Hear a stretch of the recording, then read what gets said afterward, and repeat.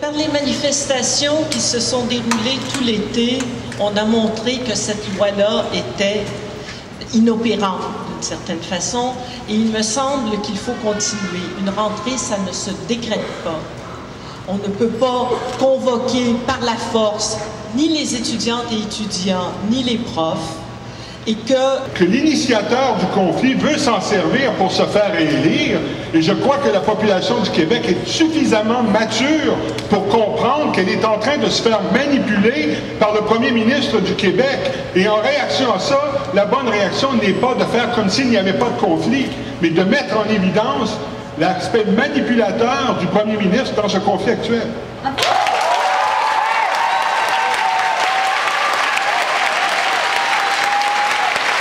Nous enseignons et nous aimons notre métier. C'est parce que nous l'aimons que nous estimons qu'il doit s'exercer dans des conditions adéquates. La logique policière ne doit pas prévaloir sur la logique éducative. Ce n'est pas à coups de revolver symbolique sur la tempe que l'on permettra aux profs de dispenser un enseignement de qualité et aux étudiantes et étudiants d'acquérir des savoirs. Nous sommes ainsi en présence d'un dispositif législatif par lequel le pouvoir d'État québécois instrumentalise des parties de la population contre d'autres partis dans son projet de destruction méthodique des collectifs et des zones d'autonomie qui sont le fondement de la vie politique et de la vie démocratique. Il instaure de force un monde où les directions d'établissements sont appelées à agir contre leurs étudiants et leurs étudiantes et contre leurs professeurs, les professeurs contre leurs étudiants et étudiantes, éventuellement contre leurs collègues, les étudiants contre leurs camarades, éventuellement contre leurs professeurs. Un climat, en somme, où chacun est appelé à intérioriser l'idée qu'il est préférable de se taire, de se soumettre à un ordre injuste et aux ordres dictés par les autorités, et de fouler les principes de justice et de solidarité qui leur sont chers, plutôt que d'exercer des droits collectifs et des libertés publiques fondamentales. Nous ne voulons pas de cette jungle sociale, surtout pas dans cet espace privilégié de la pensée et de la parole libre que sont nos cégeps et nos universités.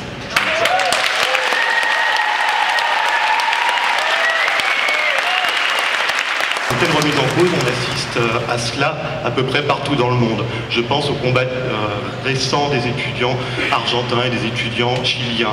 En France, nous avons subi une réforme récemment, en 2007, dite la loi LRU. Cette loi a ouvert la voie à une hausse des frais de scolarité. Enfin, nous adressons un message au pouvoir. Nous resterons extrêmement vigilants à ce qui se passera et à la façon dont il traitera manifestants et manifestantes dans les semaines qui viennent, puisque nous savons que nous sommes à un moment crucial de la mobilisation. Et nous ne resterons pas indifférents et muets, nous ne resterons pas sans réagir aux applications possibles de cette loi liberticide qu'est la loi 12 ou projet de loi 78. Enfin, nous voulons dire aux étudiantes et aux étudiants que ce combat qu'ils mènent, ils le mènent aussi pour nous. Donc de tout cœur, nous souhaitons que votre lutte soit victorieuse et comme on dit chez nous, ne lâchez rien.